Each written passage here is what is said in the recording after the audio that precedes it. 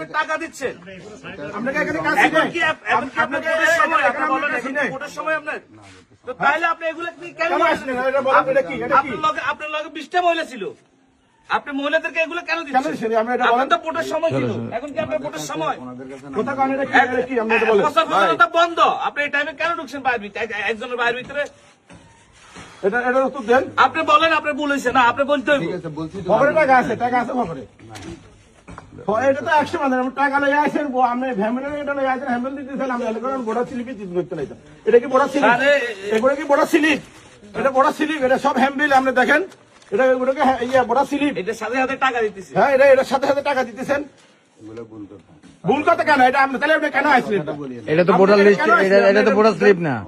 আমি আপনি এটা কেন আসলেন যেটা সত্য সেটা তো এটা কেন আসলেন আজকে এটা প্রচারণা আছে এটা কালকে থেকে এটা প্রচারণা বন্ধ যেটা সত্য আমি সেটাই বলছি।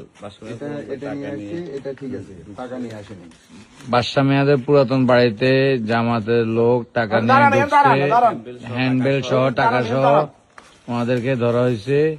ওনারা আজকে প্রচারণা শেষ, কিন্তু ওনারা আজকে এটা বলতেছে ওনাদেরকে বলতেছে ভোটার লিস্ট দিচ্ছে, কিন্তু ভোটার লিস্টে কোনো কাগজে নাই।